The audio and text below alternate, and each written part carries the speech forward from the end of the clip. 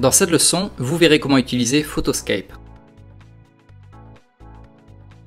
Une autre utilisation assez courante que vous ferez avec Photoscape, c'est de faire des captures d'écran. Quand vous faites du marketing de réseau, c'est très important de montrer vos résultats. Ce sont d'ailleurs vos résultats qui apporteront d'autres résultats. Notamment si vous avez bâti une technique qui vous permet d'avoir énormément de prospects, surtout affichez vos résultats.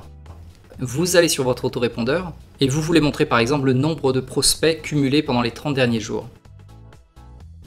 On retourne sur Photoscape. Et cette fois-ci, on va dans Outils tout en haut. Donc celui-ci, hein, pas celui-ci, mais bien celui-ci. Et vous avez ici donc capture d'écran. On va choisir la région. Je le sélectionne. Et donc la capture d'écran vient arriver ici. Je le ferme. Et maintenant vous allez sur Insertion. Filtre, donc celui-ci. Et comme vous le voyez, il y a flou, éventuellement mosaïque, mais je recommanderais plutôt le flou. Et ça c'est l'intensité, donc plus masqué ou moins masqué. On le dirige sur le texte que l'on veut cacher. Donc ça c'est pour masquer l'adresse email des prospects, sinon naturellement ils vont pas être très contents. Et ensuite on va ajouter des flèches. Donc les flèches, c'est pour aider le regard à pointer sur les choses importantes. Notamment ici, j'ai 842 prospects inscrits sur 30 jours, et c'est ce que je veux afficher. Donc la couleur, je vais le mettre de couleur rouge. Et le type de flèche, peut-être celle-ci.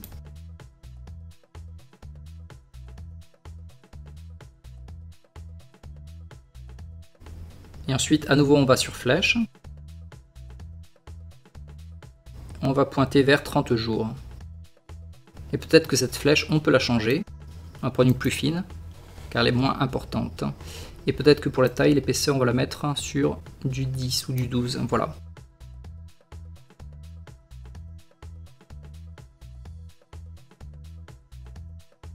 Et maintenant, je vais vous montrer comment faire une image signature. Donc pour ça, on va ajouter un texte juste ici sur la droite. Donc assurez-vous que l'image est de bonne taille. On va d'abord la redimensionner. Et on va la mettre à par exemple 250. Appliquer. Et ensuite on va sur Insertion, Texte. Donc le texte est bienvenu ici. On va le décaler légèrement sur la droite. Et vous mettez votre signature. Donc Bertrand, Pierre Vella. Je vais choisir la couleur noire. Je rétrécis légèrement la taille de police. Et je viens le caler juste à côté.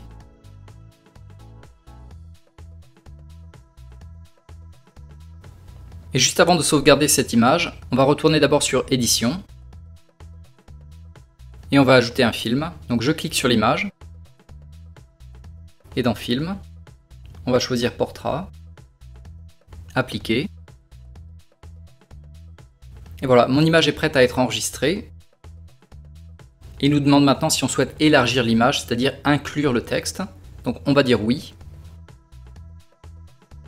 Et enregistrer sous. Et maintenant, vous avez le choix entre JPEG et PNG.